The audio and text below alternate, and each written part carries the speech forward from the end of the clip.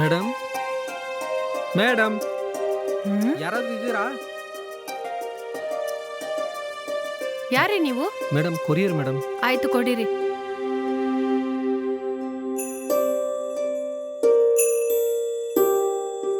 Madam ಇದ್ರಲ್ಲಿ ಒಂದು sail ಮಾತ್ರ ಹಾಕಿ. ಹ್ಮ್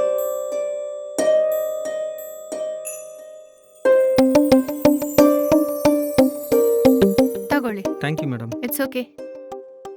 ಮೇಡಮ್ ಹ್ಮ್ ಆಮೇಲೆ ನಿಮ್ಮ ಹಸ್ಬೆಂಡು ಫಾರಿನ್ಗೆ ಹೋಗಿದಾರಲ್ವಾ? ಹೌದು. ಇವಾಗ ಹೇಗಿದ್ದಾರೆ ಅವರು? ಅದಿರ್ಲಿ, ನನ್ ಗಂಡ ಫಾರಿನ್ಗೆ ಹೋಗಿದಾರೆ ಅಂತ ನಿಮ್ಗೆ ಗೊತ್ತಾಯ್ತು? ಏನ್ ಮೇಡಮ್ ಈ ರೀತಿ ಕೇಳ್ತಾ ಇದ್ದೀರಾ? ನಿಮ್ಮ ಹಸ್ಬೆಂಡ್ ಫಾರಿನ್ಗೆ ಹೋಗಿರೋ ವಿಷಯ ನನಗೆ ಮಾತ್ರ ಅಲ್ಲ ಮೇಡಮ್, ಈ ಪ್ರಪಂಚಕ್ಕೇ ಗೊತ್ತು. ನೀವು ಸ್ವಲ್ಪ ದಿವಸಕ್ಕೆ ಮುಂಚೆ ಒಂದು ವಿಡಿಯೋ ಹಾಕಿದ್ರಲ್ಲ, ನಿಮ್ಮ ಹಸ್ಬೆಂಡ್ನ ಏರ್ಪೋರ್ಟ್ನಲ್ಲಿ ಸೆಂಡ್ ಆಫ್ ಮಾಡೋವಾಗ.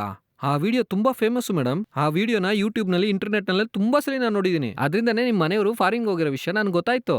ಓ, ನೀವು ಆ ವಿಡಿಯೋ ನೋಡಿದ್ರಾ? ಹ್ಮ್. ಹೌದು ರೀ, ಅದನ್ನ ರೀಲ್ಸ್ ಅಲ್ಲಿ ಹಾಕೋಣ ಅಂತಾನೆ ತೆಗ್ದೆ. ಓ, ಹೌದಾ? ನಾನ್ ಅಂದ್ಕೊಂಡೇ ಇರ್ಲಿಲ್ಲ, ಸಖತ್ ವೈರಲ್ ಆಗಿ ಹೋಯ್ತು.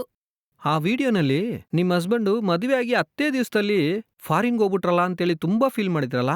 ಆ ಹೌದು ರೀ, ನನ್ ಗಂಡ ಮದ್ವೆ ಆದ 10 ದಿನದಲ್ಲೇ ಫಾರಿನಿಗ್ ಹೊರಟೋಗ್ಬಿಟ್ರು. ಏನ್ ಮಾಡೋದು, ನನ್ ಫ್ಯಾಮಿಲಿ ಸಿಚುವೇಶನ್ ಹಾಗಿದೆ.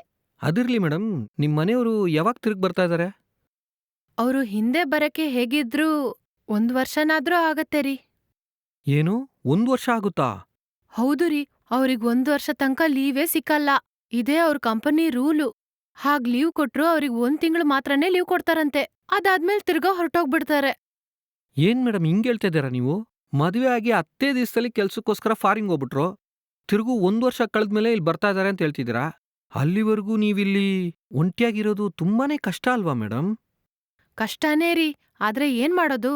ನಮ್ ಫ್ಯಾಮಿಲಿ ಸಿಚುವೇಶನ್ ಹಾಗಿದೆ. ಏನ್ ಮಾಡೋದೆಲ್ಲ ನನ್ ಹಣೆ ಬರಹ. ಸರಿ ಮೇಡಮ್, ನೀವೇನೇ ಸಮಾಧಾನ ಹೇಳಿದ್ರು ಒಂದೇ ಒಂದು ವಿಡಿಯೋ ತೆಗ್ದಿ ನಿಮ್ ಮನೆಯವ್ರು ಇಲ್ಲಿಲ್ಲ, ಫಾರಿನ್ಗೆ ಹೋಗ್ಬಿಟ್ರು ಅಂತೇಳಿ ಈ ಪ್ರಪಂಚಕ್ಕೆ ಹೇಳ್ಬಿಟ್ರಿ. ರೀಲ್ಸ್ ಅಲ್ಲಿ ಹಾಕಿದ್ದು ಇಷ್ಟು ವೈರಲ್ ಆಗ್ಬಿಡ್ತು ರೀ. ನೀವ್ ಕೇಳೋ ತರನೇ ನೋಡೋರು ಎಲ್ರೂ ನನ್ನತ್ರ ಕೇಳ್ತಾನೆ ಇದಾರೆ. ನಿಮ್ ತರ ಒಬ್ರೊಬ್ರು ಕೇಳೋ ಪ್ರಶ್ನೆಗೆ ನನ್ನಿಂದ ಉತ್ತರ ಹೇಳಕ್ಕೆ ಆಗ್ತಿಲ್ಲ. ಆ ವಿಡಿಯೋ ಹಾಕಿದ್ ತಪ್ಪಾಯ್ತು. ಓಕೆ ಮೇಡಮ್, ನಾನು ಹೋಗ್ಬರ್ತೀನಿ. ಆಯ್ತು ರೀ.